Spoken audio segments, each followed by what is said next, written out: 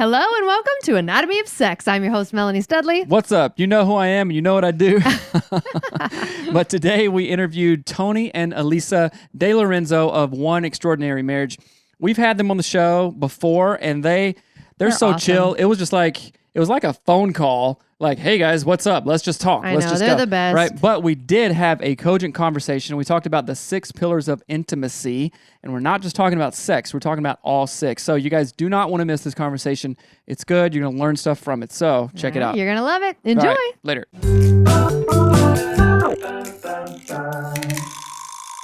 We have Tony and Alisa. You guys are awesome of One Extraordinary Marriage. How are you guys doing today? It's so good to see you. Good. It's fun to be with you guys again. It's been a while. Mm-hmm. It has. Yeah. I think I love your background. That's Thank new. you. Yeah. It is. Yeah, it is kind of new. We're stepping it up. We've known you guys for a couple years now, done some show trades and stuff, and just stayed in contact over the years. So I really value that relationship. And today we're going to talk about the 6 pillars of intimacy, right? Yeah. And this is like your guys' wheelhouse. This is what you do, your jam. So can you just introduce yourselves to our listeners who may have not heard you yet, and then we can dive straight into that combo. Yeah, I'm Tony DiLorenzo, my beautiful wife, Alisa. We're from One Extraordinary Marriage. We have been podcasting for 11 and a half years over at One Extraordinary Marriage. And we started there because we wanted to get open, honest, and transparent with folks. In all honesty, prior to that, we had numerous struggles in our own marriage. Definitely. And I had found personally that it was just difficult to understand where to go because a lot of the books that we were reading or going into was just like, hey, romance your wife, love her, take her out on a date. And then it sort of left it there. And I'm going, well, how do I do that? What do I do? What does life look like? And so when we started the podcast, it was all about being open, honest, transparent. Let's get real with people. Let's get real with ourselves even, and just get behind our microphones and just go, hey, let's just talk and see where we're at and go to places and start being vulnerable with ourselves and with each other. Yeah. That was 11 and a half years ago. Yeah, that's awesome. You That's guys are crazy. You guys are old school podcasters, right? Right. And Yeah, not quite originals, but pretty darn close. Right. yeah, that's so cool that you guys got into that space so early, and you're still going super strong, probably stronger than even freaking ever. You guys are just all over the place and doing so much stuff, which is totally rad. Thank you. It's become part of the fabric of our life. Yeah. It really, the thing with anything that you make a commitment to, I mean, if you really break that down, we have committed to having at least a 30-minute conversation once a week for the last 11 and a half years. And just that one step into emotional intimacy, that commitment that we didn't know we were making when we started, because I really thought we were only going to do 10 shows. Yeah, Alisa honestly was like, can we just do something so I can just get this check off the of my box, plate? Stop talking about it. We can be done with it. And she honestly was like, we'll do 10. In her mind, she didn't tell me this, but she was in her mind. And she was like, we'll do like 10 episodes and we'll be done. How and then Tony funny. will find something else to do. And we're over 650 episodes now. So Oh my gosh. clearly I was wrong. But it was that commitment to just having a conversation once a week. Yeah. Right. To really having a conversation once a week, not just talking about the kids or the bills or anything like that, that really fostered the emotional intimacy that's been life-changing for us. And in hindsight now, with so many couples that have gone back and listened to all these shows, for so many other people literally around the world. Yeah. Right. Yeah, I was it's- going to ask you how many episodes you've done, because like people, like even when we do coaching, and I'm sure when you guys have clients, it's like they will say, I want a marriage like yours. And you'll say, well, are you willing to have, I mean, you've had 600 and something conversations directly about like topics that matter to your marriage. So that really is like what it takes, guys. Yes. It's a lot. And that's true, because I think so often people want the marriage, right? They'll see your marriage, they'll see our marriage, they'll see, whatever Hollywood celebrities on the cover of a magazine. And they're like, I want that. But we never stop collectively as a society, take a step back and go, I wonder how they got there. Right. Right? How many years did they have to work? What were the trials and the struggles that they went through and they were willing to overcome in order to have the marriage that is what it is? Yeah. Oftentimes I say, sometimes, because we have 3 shows now, right? And that's 3 dedicated conversations, more if we batch record, of course.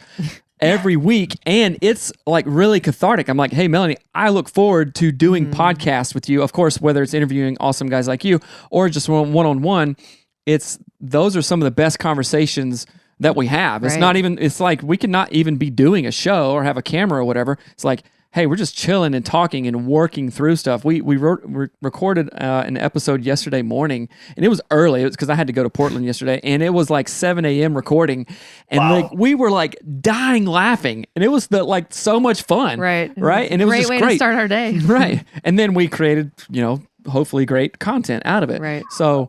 Yeah, just putting in that work. So I applaud you guys for doing that. And so after 650 plus episodes, you guys have, created and morphed into so many different things. And what we're going to talk about today is the 6 pillars of intimacy, right? And let me just read them for our listeners. And I want you guys to we'll take a deep dive on each one to really go into that. Love it. So the 6 pillars of intimacy include emotional, the physical, the financial, spiritual, recreational, and sexual. Am I correct there? You got it. Correct. All 6. All right. So let's go to everybomes favorite sexual. No, I'm just kidding. We got one to the last. There's a reason it's at the end. We want everybody to get through the other 5. Right. Get there. Because that one's probably the most self-explanatory. Right. Exactly. Love it. And it's really great that it's the last one because it's just like in a healthy sexual relationship, it's foreplay. All the other things. Right? All those things have to be there, have a pillar to get to the last one. So I'll let you guys dive in. Yeah, it's really interesting because we've been talking about different forms of intimacy literally since the show started. Our first book. Yeah. Stripped Down 13 Keys to Unlocking Intimacy in Your Marriage. We started talking about them and really have watched our understanding of them grow as we've been studying marriage, because we knew all those years ago that, and I'm sure you guys run into this too, when you say the word intimacy to people, automatically, like you said, we think to sex. But like I tell my coaching clients, you can't be having sex 24/7, right? I mean, you can try, but it's just going to get challenging and most people are not going to succeed.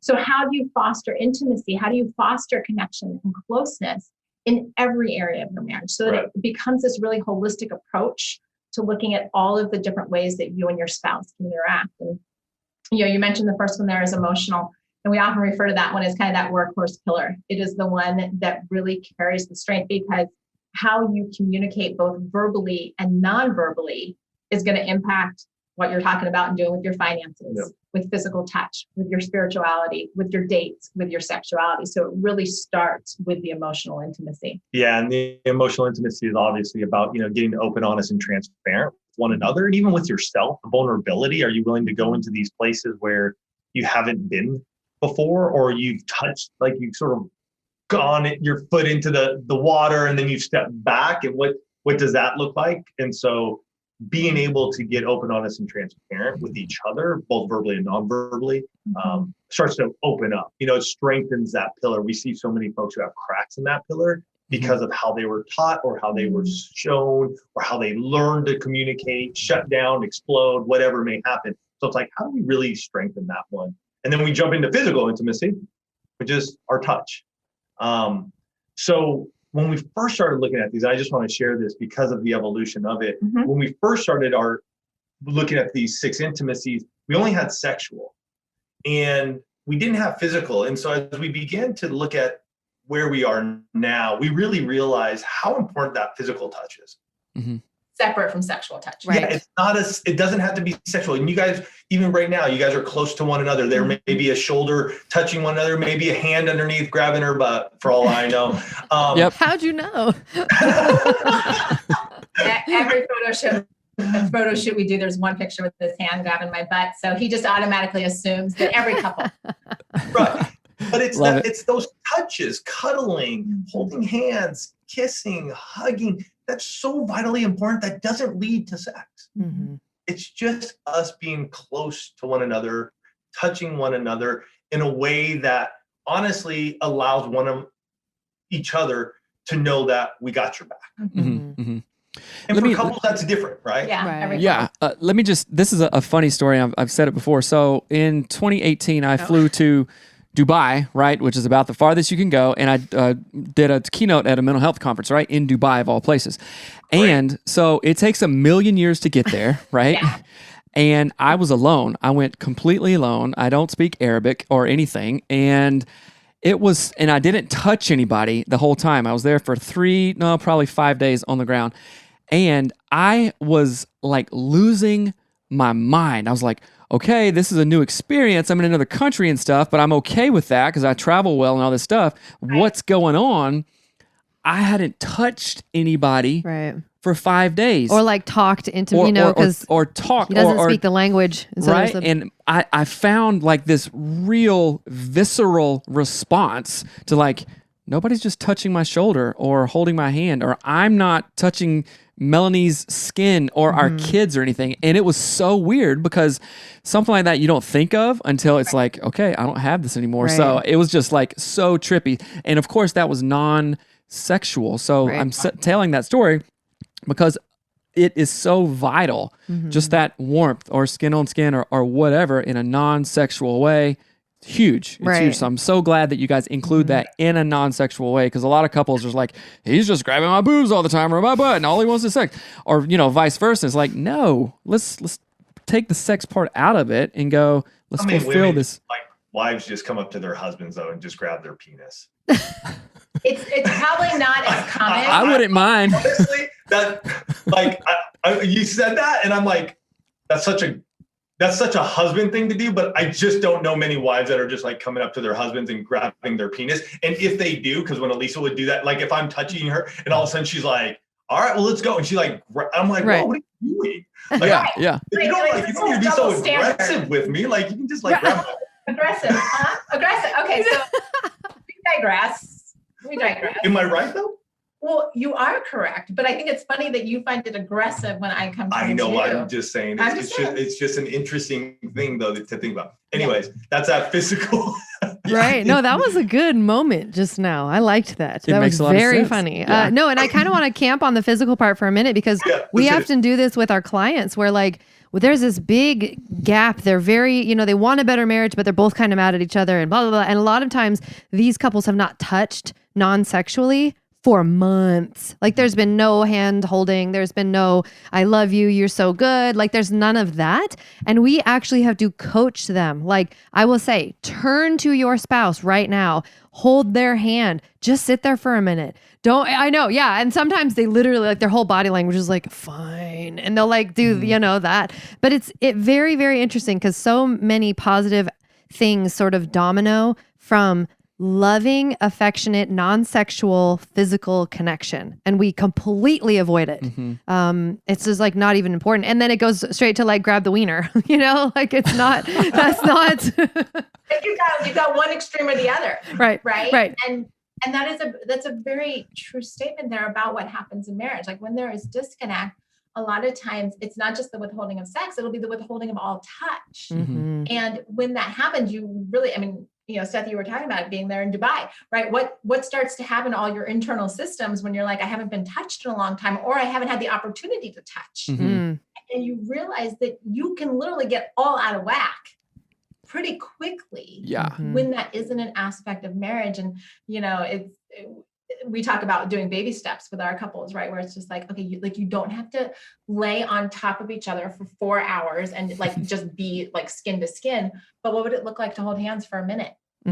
Right. Because some people are like, a minute, do you know how that is a whole 60 seconds? Right. I'm aware.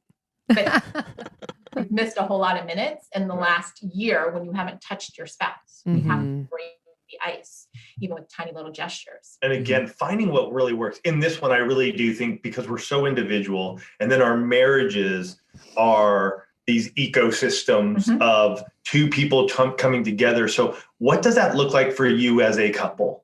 Like, what is that physical touch? Is it hand holding? Is it, because some are just so like, man, we are passionate kissers. We love it. We've shared many a times on our show. We did a whole series about kissing because Alisa is not a kisser. It's not her go-to. It's not her forte. She's not going to just be like, hey, let's just make out here. I mean, that's not her deal.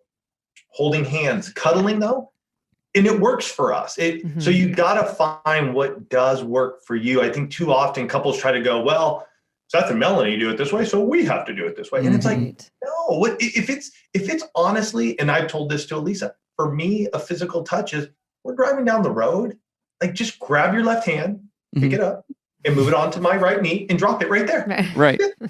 You do that to me. I'm like, dude, She's thinking about me. Love it it. strengthens that pillar for me because I'm like, she's got it, man. And so how do you guys do that in a way that sometimes maybe you do have to think about it a little bit? It's okay. We're all having to do that at times because we're just like, hey, we're in our own world. Like, we're like, all right, cool. I don't need touch, but our spouse may. Right. And I love that you just presented like, just lift up your hand and put it on my knee. Like sometimes we don't realize that we actually don't communicate clearly what we would desire in a positive way that would help our partner out, right? Like even just looking at all the pillars, like emotional, physical, financial, spiritual, recreational, and sexual, like we need to have the awareness, the self-awareness to be able to communicate the vision for those things. Otherwise, we're all just guessing. Like, hope you like it when I do this. I don't know, and that's not great. And acknowledging the fact that over time, over the life of a marriage, those things and what worked. I mean, Tony and I have been together 27 years, married almost 25. So what worked in our early 20s when we first met, not all of that is exactly where we are 25 years later. Right. And if you're not having the conversations, 27 years later. Well, 25 married. Oh, yes. 27, 25, pick a number. When we met, Almost 3 decades. Right. when we met, I was 21. So I have changed a lot and she has changed a lot. She's like, Yeah, we were babies. Yeah. But it's having those ongoing conversations, right? What happens after you have babies? What happens after somebody leaves home? What happens when we have these life transitions? What works for you now? Because I want to know who you are today. I don't want to guess. Right. And use an old script if that's not who you are now. Right. I love that. That's really good. Oops, your thing went away. Hold on. So then the next one is financial. Financial. This And is huge. One that a lot of people are like, financial and intimacy, it sounds like some kind of crazy oxymoron. They're like, those two things. like, how does that go together? And why should we really be intimate in our finances? Yeah. Right. It's amazing because like I haven't met a couple yet where money hasn't had some role in their marriage, right? Because they like to buy food and they like to have a roof over their head and, they like to have clothes. And so money is going to play a factor at some point in time.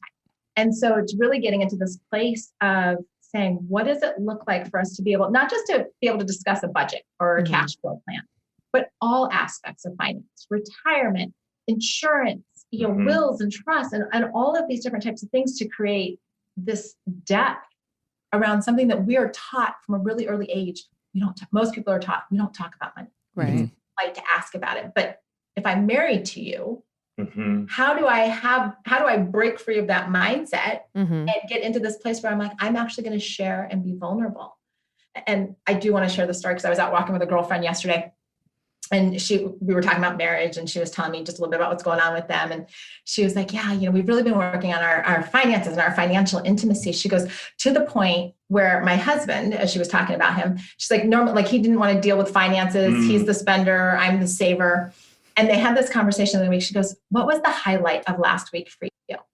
And in her brain, she's thinking, we had this amazing lovemaking session. Like that was so good. And he's like, honey, when we sat down and we were talking about our finances and just finding out that we were on the same page and we've just like so in alignment. And she was in this place where she's like, not what I expected you to say. Right. But look at how much we've grown that for my husband, who is a spender and doesn't want to talk about money, that was the closest. That was the highlight of his week. It is possible to be in alignment and to have depth and vulnerability when it comes to your money. It's amazing. Yeah. And it's we talk about shared experiences too, like really strong couples have more, what's the Gottman, like 5-to-1 ratio, more positive shared experiences than negative shared experiences, right? And this is perfect because the times because we used to do Dave Ramsey stuff and we had like a thermometer, right? And we were like, me and Melanie are exactly on the same page. Right. And it's not just how many dollars are in the bank account or, how red is the thermometer from, making our progress. No, it's not that. It's you and me are on the same team page. We're doing this together. It's not me going, hey, we got to do this and stressing out about it. It's not her doing that. And then that level of trust of like, yeah, we talk about that.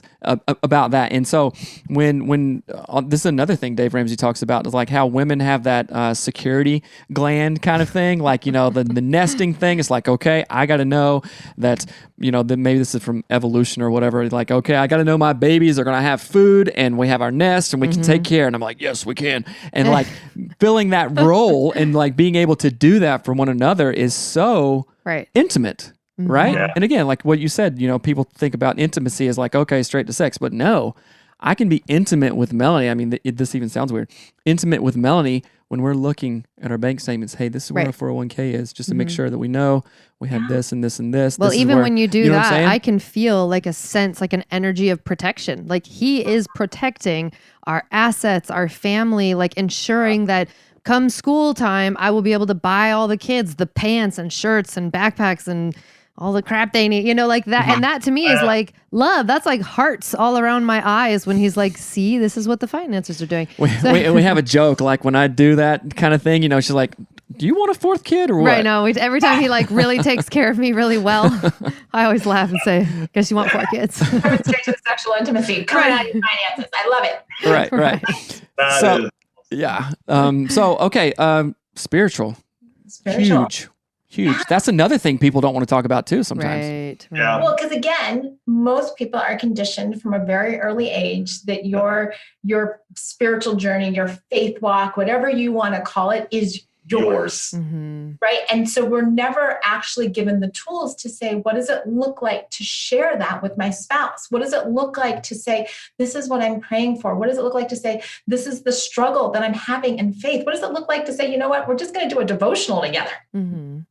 Right. If that's not been your life experience, but then you get married and you're like, I have this desire to do this with my spouse, but I don't even know how to ask you to do this. And so to really, you know, so many couples feel isolation around their spirituality when it's like, wait a minute, if I can develop that closeness, that vulnerability to talk to you about what's going on inside of me with my faith, wherever I am, then what does that do to the depth when we are able to pray together, to worship together, to go to church together, all of that. And again, this becomes one of those places where we talked about the emotional intimacy being the workhorse, because you guys are going to have some conversation around this. And what does it look like? For some couples, doing a devotional right now is going to be the thing that's going to strengthen that pillar. Like they're not doing anything right now, or maybe they're doing stuff individually, but together they want to strengthen their pillar. So what are we doing? Is it a devotion? You know what I mean? What's it look like? For some, I mean, for myself personally, I heard many a times from the pulpit that, hey, you know, we get up at 5 a.m. and we read our Bibles together and we pray together. And I'm like, are you kidding me? Like, if I do that, I'm going to just fall asleep. And we tried it and I did fall asleep. Because if I'm waking up at 5 a.m., I got to move. I'm big into fitness. I love my cycling. It's part of what I am. But when I get up at 5 a.m., it's like, I need to move. Right. Yeah. And so we tried that and it got frustrating. And so we just had to talk and go, all right, what does it look like for us? Worship is a big one, especially within our church. We love our worship there. So they're being together. But most recently, we started doing communion. And communion, just that act of going, all right, we're not just praying for one another, but there's an act. There's something so important to us that really binds us to our Heavenly Father and goes, all right, this is it. And so that for us recently has been how we connect on another level in our spiritual intimacy. Yeah. Well, you're going to say something. I just tapped his leg because I had a funny That's thought. the signal for like, hey, it's my turn to talk. I was raised Catholic, so communion was always these like teensy flat pieces of, you know, like squished white bread with a cross on them. And I just thought to myself, can you do taco communion? Like, can we have like taco communion? Can we start that? What are you talking about? I mean, it would be so fun. Taco communion. Okay. Yeah, break out of the rich. And I think that's a really good point, though. You know, when you're building your spiritual intimacy, you're actually looking at any of the pillars of intimacy. How do you make it uniquely yours? Right? Because your marriage is uniquely the two of you. So these pillars really, you know, as they become supports, as they become, you know, weight-bearing structures in your marriage, how you define them, how you implement them, how you strengthen them really is all about you. If you want to have taco communion, communion. I love you. Go get some tostadas and break them up and be like, yeah, Seth, there you go. Tortilla chip communion. I mean, I love, that's why I said that for Alisa to say that, and it worked perfectly. You guys are in Southern California, which has the best tacos ever. Right. So, but I think there's a theme here to where this isn't just a very black and white prescriptive thing, because what worked for you guys 25 years ago is not going to work for you now. Does that mean it's bad or you guys are off track? No. You have a growth mindset and you're flexible in that. But on the spiritual stuff, there was a time when Melanie and I were really going through the worst time of our marriage, to where I was like, okay, I don't know anything else to do but pray, but reach out to God, right? And that spiritual protection, even, like, I mean, literally we were praying like 7 times a day. I set prayer alarms that no matter what, for like a year and a half, I'm like, I don't care where I am or where you are, this is what we're doing. And also I had a leadership aspect in that, which was really important to Melanie, and just falling back on the strength of our spirituality in that, and also the comfort that it brought too, by way of like protection and stuff like that. It was just, you can't get that from other things, right? And do we pray together 6 times a day now? No. And it's not like, oh, we've turned our back. No, it's not. It's like, oh, that's not what is. That's not where you're at. Right. It's not, yeah. It's not the tool that you need at this point in time in your marriage. But you know, because you built that tool or you've placed that tool in your toolbox, that if you went through a season where you needed to be praying 7 times a day, you're like, we've done this. We can do it again. Let's pull it out. We need it for this season. Season we're in right now, that tool can be put away. Yeah. And we're going to pull out a different one. And that's the beauty of looking at the pillars, right? It's not every tool is going to strengthen a pillar in the same way every single time. But if you know what the pillars are, it's easier to identify, hey, if we've got disconnect in our marriage, let's give it a name and then go after strengthening it, because we can name it instead of just feeling it's this elusive, we're disconnected, we're grasping for straws. It's saying, no, wait a minute. We haven't prayed together in a long time. Maybe it's our spiritual intimacy that we need to grasp. Strengthen. Right. And I want to make one more comment too about the spiritual side, because I think often we think of it as like, what are my religious views? Sometimes we mix up these words. And from my perspective, when we were going through all of our hard stuff, I leaned on spirituality and faith in God and the Bible to change my mindset. Like, I used it as a hugely helpful tool for me to make our marriage better, because it changed how I showed up. And so I want to encourage people to like make yourself flexible in how you're thinking about what spirituality means, if in case you are sort of boxing it into, well, I'm a Methodist. That's not what we're talking about, right? Like, wrong conversation, right?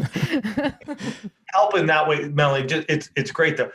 There's so many amazing pastors that we have access to, just like listening to this podcast.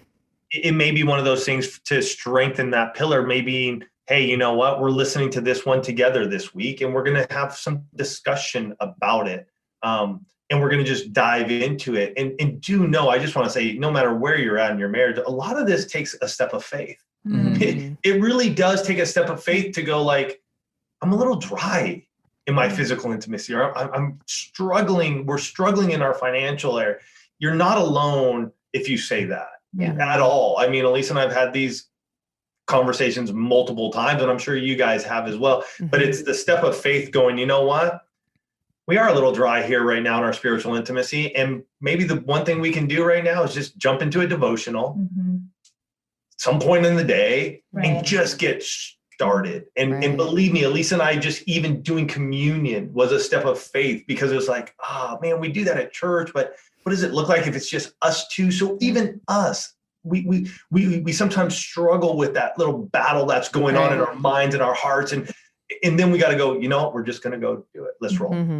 It takes faith to choose the spicy communion salsa or the mild communion salsa. Oh my gosh. How many peppers is on the side of that? Right. Seth is going to like kick me off the show. Look, what are you doing? No, I'm just kidding. So, okay, let's go to the fifth one, recreational.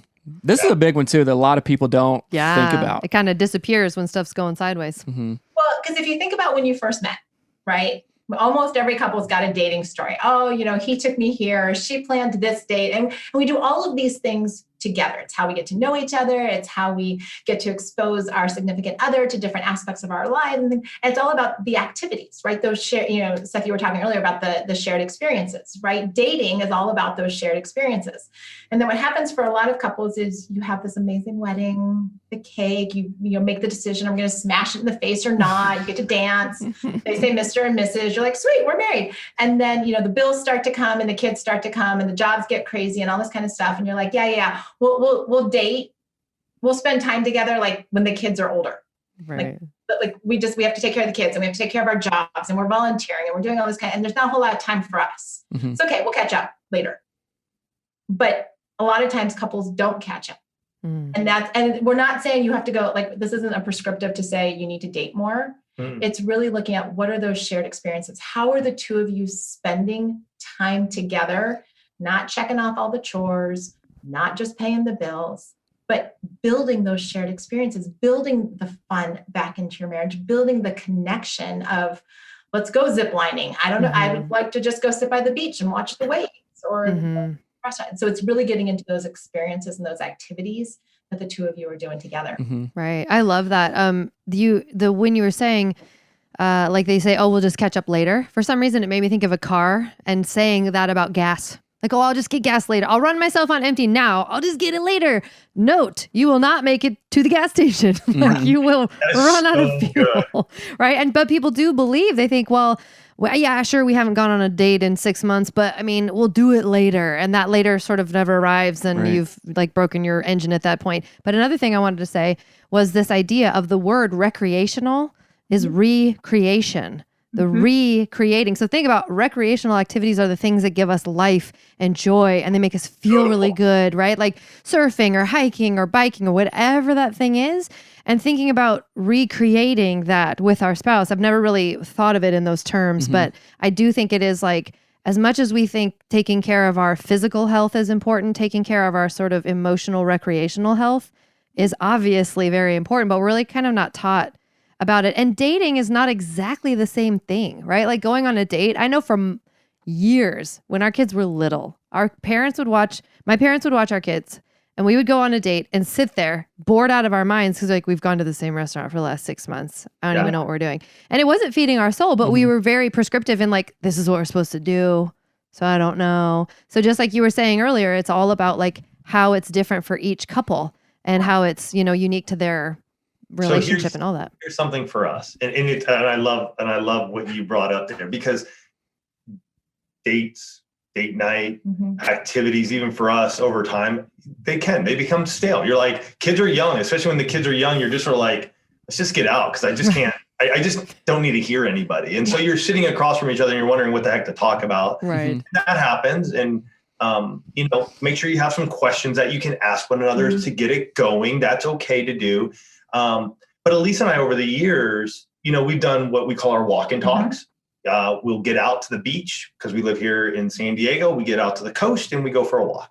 It just takes us out of our vicinity of what we're doing. And it's not just a date. Sometimes we'll go out. If it's in the morning, we'll go to a breakfast spot and we'll just go hang out, or she loves her espresso or her chai tea. So we'll make sure she gets her chai tea and I'll get my iced tea and we'll just go hang out a little bit afterwards. Most recently though, we've gone into card games and Monopoly Deal is one of those. And it's just that activity that we get to do together. We share together. It could be like, hey, it's the end of the day and dinner's being cooked and we're just sitting down at the table and it's a 10 to 15 minute game and we know dinner's going to be ready in half an hour. We can get 2 games in. Yeah.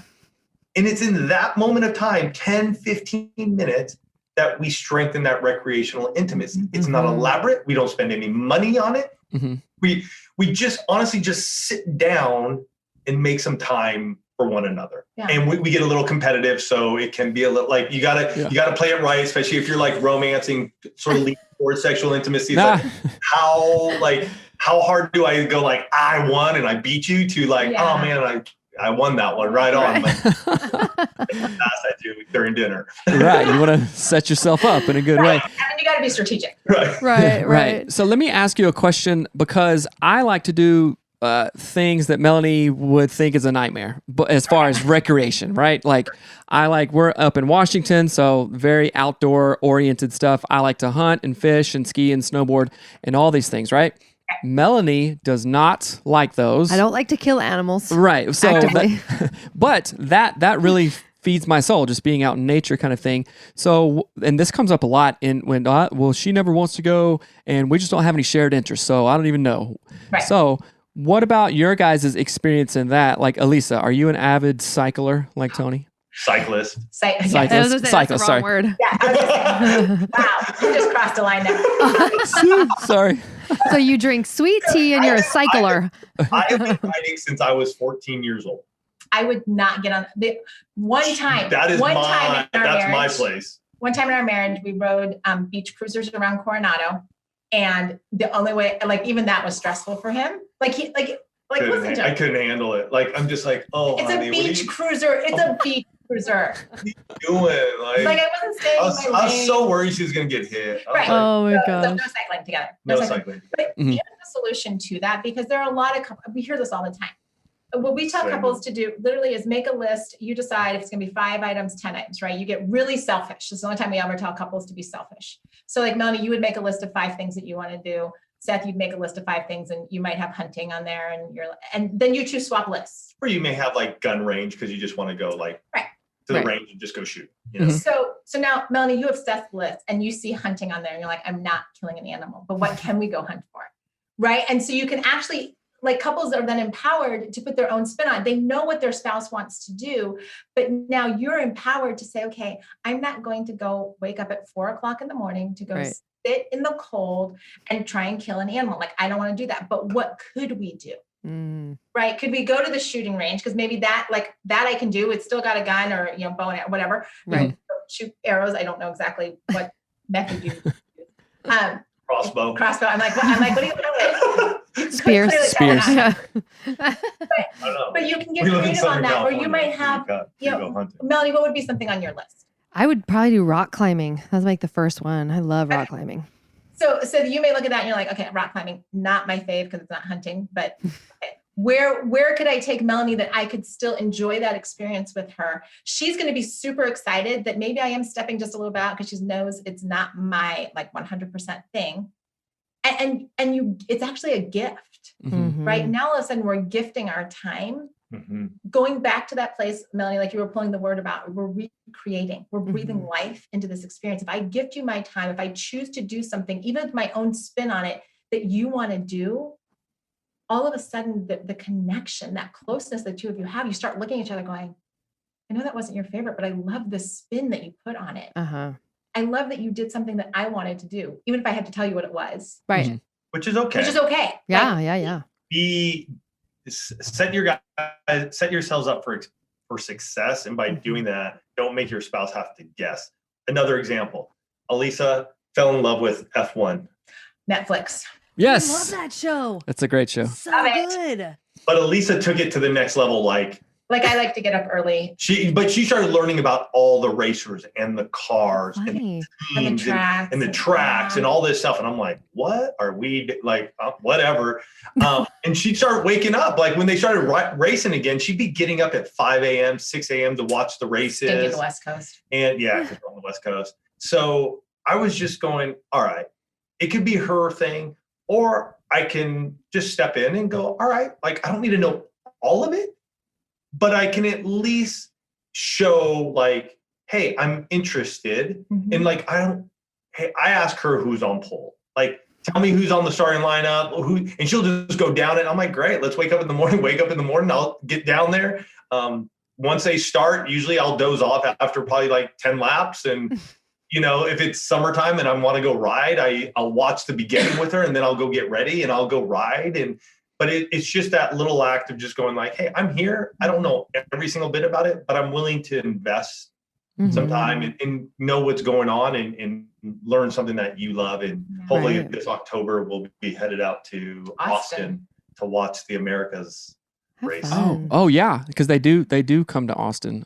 Or They do. maybe is it Austin or Dallas? I don't remember. Yeah, But- Austin. Yeah. And a reverse course even. Yeah. Oh, that's so So it's- cool.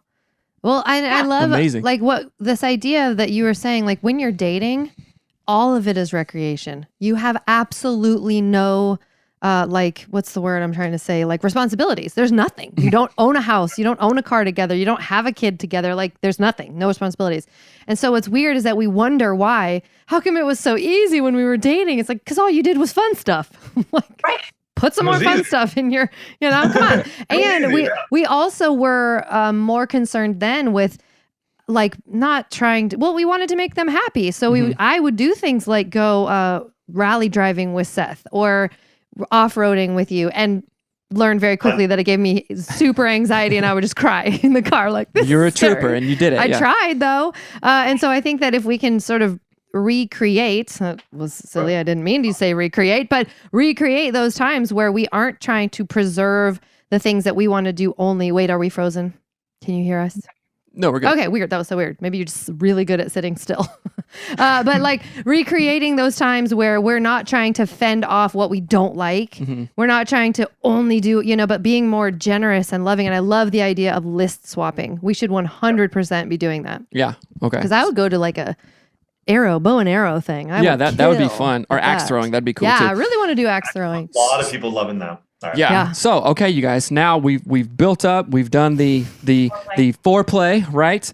And now we're at the last pillar, and that's sexual, right? So let's dive into that. Let's talk about the importance and the snags and how we can really create awesome sexual experiences for both of us. So straight up, sexual intimacy is important in marriage. Yes. Let me just blanket statement, stick a period on the end of it. It does matter in your marriage. If the two of you are not having sex, and that's not a health-related situation, and even if it is a health-related situation, you can get creative and still have sexual intimacy, because sexual intimacy is not solely defined as sexual intercourse, right? Like there are a lot of different ways to be sexual with your spouse that don't even involve intercourse.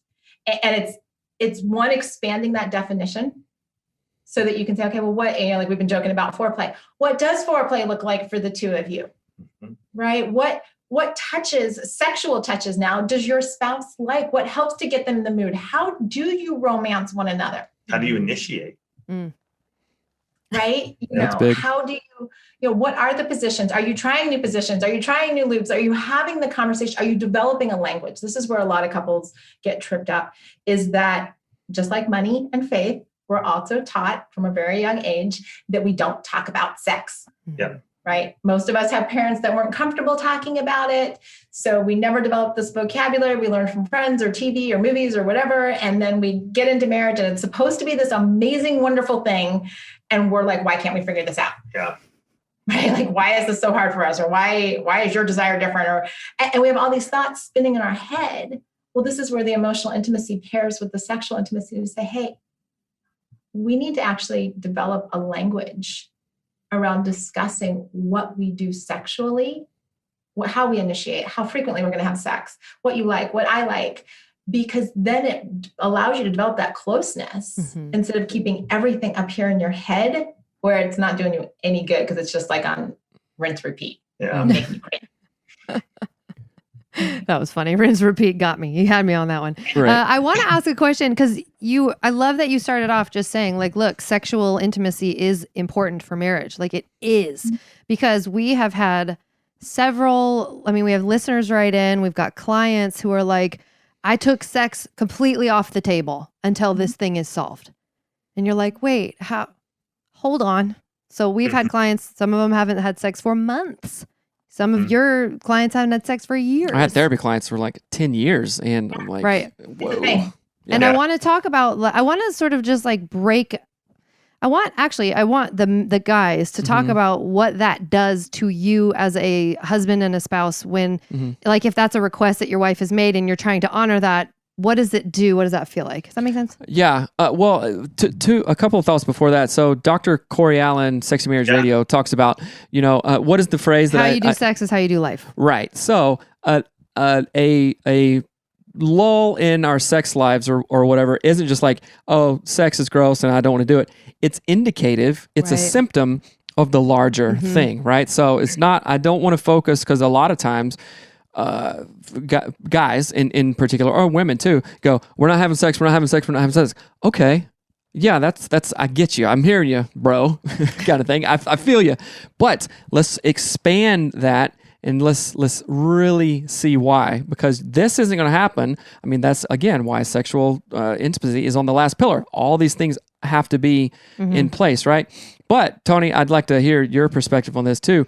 But not having sex, I don't know, sex is maybe different from guys. It's like you've said it this way. It's like a wife can be like just sweet, awesome medicine, like a healing balm, you know? And sometimes like if I'm stressed or whatever, I'm like, hey, Melanie, can you just come here? Balm me? Yeah, balm me or whatever, you know, just like, just come here. And it's that, Put your ointment.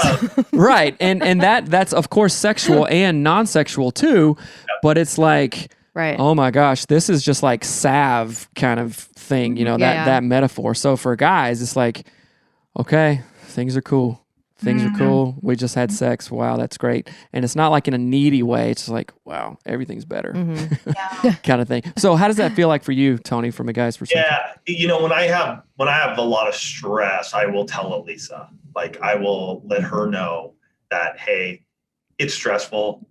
I'm like just in a spot where us connecting sexually just allows me to get closer to you, because I feel like when it is high stress, some of my other pillars can begin to crack a little bit, because you start looking at stuff like I don't know how to talk, or I don't know how to express where I'm at right now because something is happening over here and I'm trying to deal with it, but I don't know how to express it yet. So that a crack happens there, or maybe finances start going sideways and there's a crack there and I don't know how to share that with you yet. And yet if we can have sex and we can dive into our sexual intimacy and I can romance and we can have foreplay and we can get away from all of that, it just allows me to just go, okay, I have somebody here in my corner who loves me unconditionally, no matter what may be happening in my life. I do want to say, though, this can go both ways, right? I mean, not always the guy who's pursuing and feels that way. A woman can feel just the same way. And for her, that helps her. And she has a husband who's like, wow, I'm good. So yeah. It's like a reboot, like a hard reset. Like, okay, I don't care. No pun intended. A real hard reset. I don't care what is going on out there. But like, if Melanie comes to me in that way, and I'm like, okay, you literally just made everything better, and I don't want any men to hear this and use this or weaponize this towards his wife. See, everything sucks because we're not having sex or whatever. Because I think there is that out there, right? And I don't want to be like, okay, women, you're responsible for all the sex. No, that's bullcrap. We're not going to go there. We're just sharing our perspective on like, yeah, this is what it does for us. So I'd be interested in what your guys' perspective is in that parallel to Tony. Well, I think it's interesting. To me, they use this term in our kids' school. It's like a brain break. Like the kids need a brain break. They need to stop thinking about stuff. They need to get their wiggles out. And it feels a little bit like that. I want to get my wiggles out later. I want to get my wiggle out. But for me, that's what because I don't have that same energy, but I can respect it in you. And I see the result when I'm looking through that with a lens of love. If I go, how can I love my spouse who is feeling stressed? Like I love what you said, Tony, like when I'm stressed and something is happening over here, but I know if I can connect like this, it will be better. And so women, for us to know that, I think is really powerful. But what are your thoughts, Alisa? Yeah, I 100% agree. I mean, there have been very specific instances in our marriage. Like I think about like when your dad was dying, right? And I like this image, it was 4 years ago. I have this image seared into my mind. We were making our bed. And so Tony's on one side of the bed, I'm on the other side of the bed. We knew dad was really, really sick. And he's, fluffing a sheet. And he's like, I am super stressed. We're going to need to have sex more this month. And I remember thinking in my head, I'm like, your dad is dying and you're needing more. Like it didn't compute. But the fact that he was able to verbalize that allowed me to go, doesn't quite make sense to me. That would not be my default. But if it is your default, and even just this last week, we were sending our son off to college, and there was one night that Tony started to initiate, and I was just being emotional, so I literally burst out crying. And I remember through my tears being like, "I know you're stressed and you need this," and I'm like literally sobbing. He's like, maybe not tonight, right? Like this sobbing, ugly cry face. Yeah, that's not so like. So but it is having this understanding. And I think, a lot of times, one spouse will be high on like really needing that emotional connection to want to step into sexual intimacy.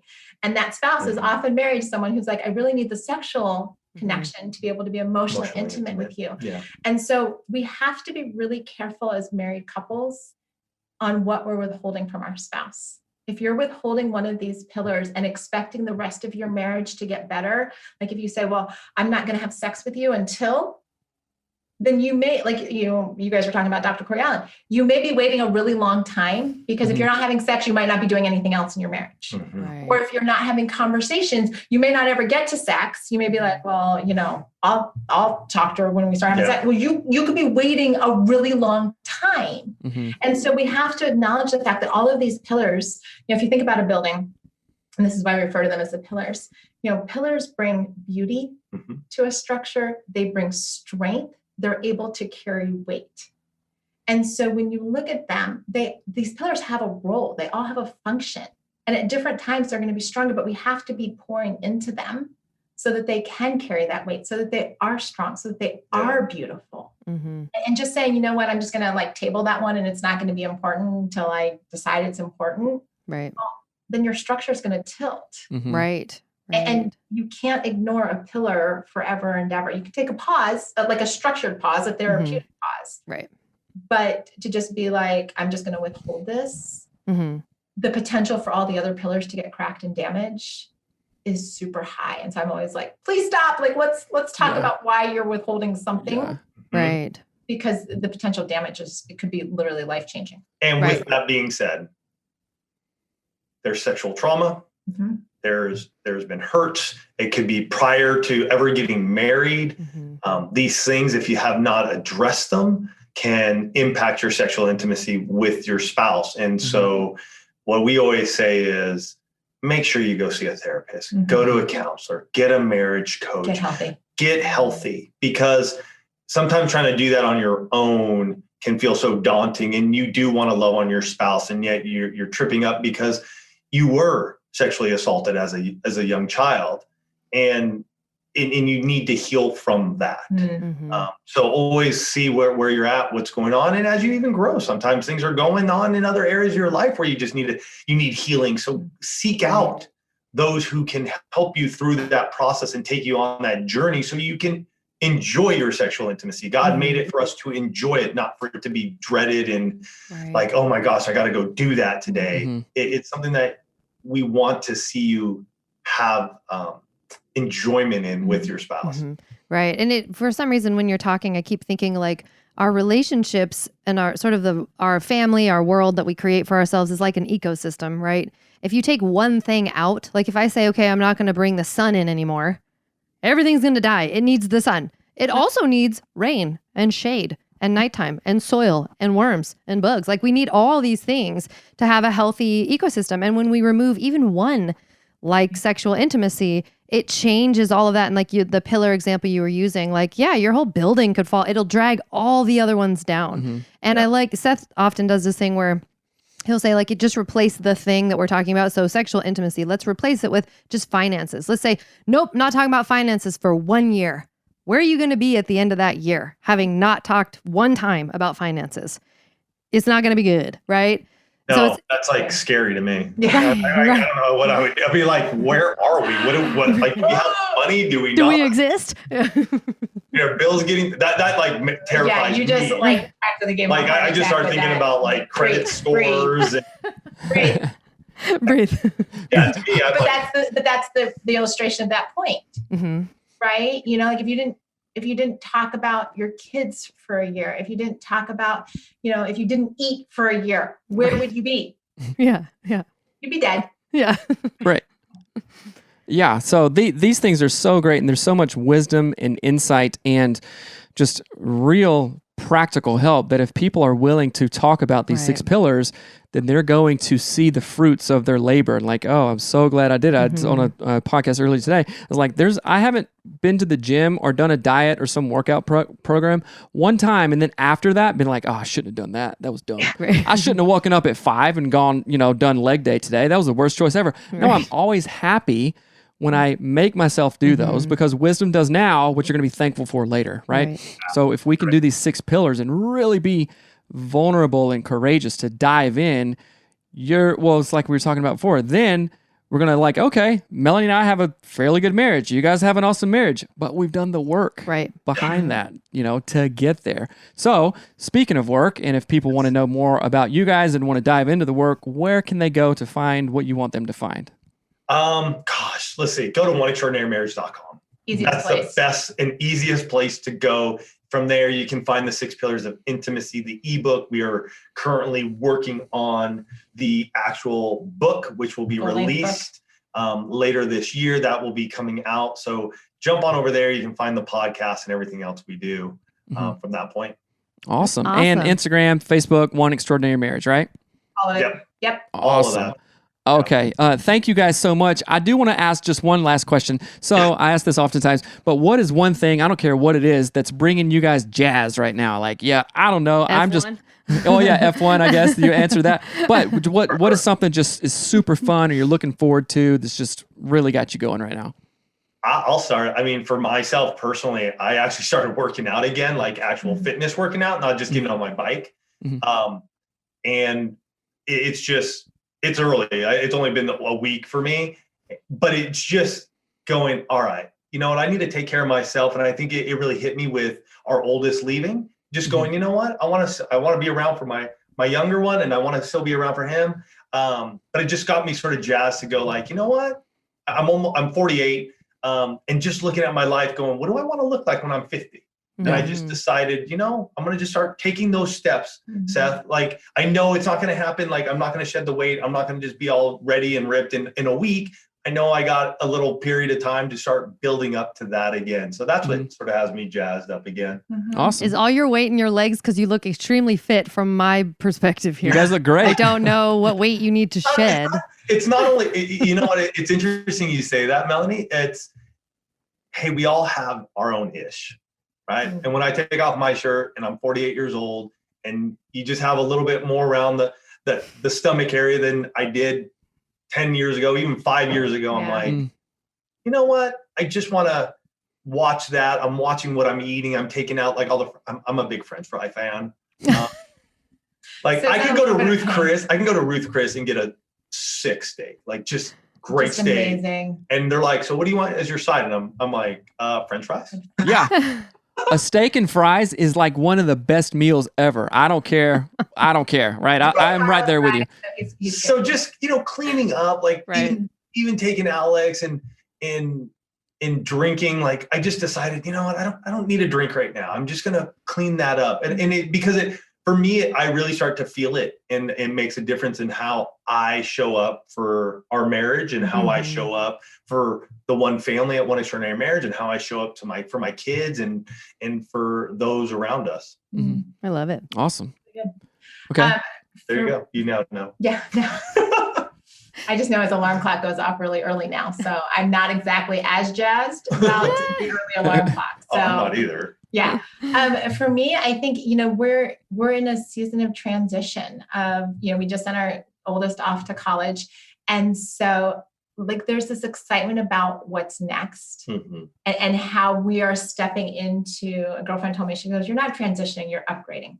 And I said, I'm going to totally adopt that language. I love it. But what is this upgraded version of myself and of us as a couple of going, okay, how do we, going back to this word recreate, right?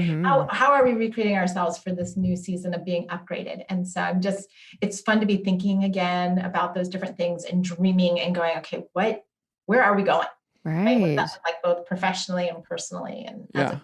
So I'll just drop a few hints. It should be going in the direction of women's retreats, and I'll go to the women's retreats that you run. In Maui. Upgrade me to that. Right.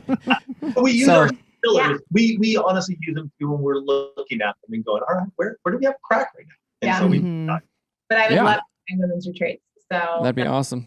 That's right. Tulum 2022, Tulum right? 2022. We'll have to connect. That's right. So you guys, thank you again so much. I want to be respectful of your time. It's just always great to hang out. Yes. You guys bring an energy to this space that I really respect and love, and I know that you guys are continuing to do amazing work. So thanks. If there's anything that you ever need, we're up here in Seattle. Yeah, So just let us know. yeah. Thanks. We're here in San Diego. Love you guys. Yeah. Thank you so much. Thank you guys. See ya. All right, see you later. Love you guys. Bye.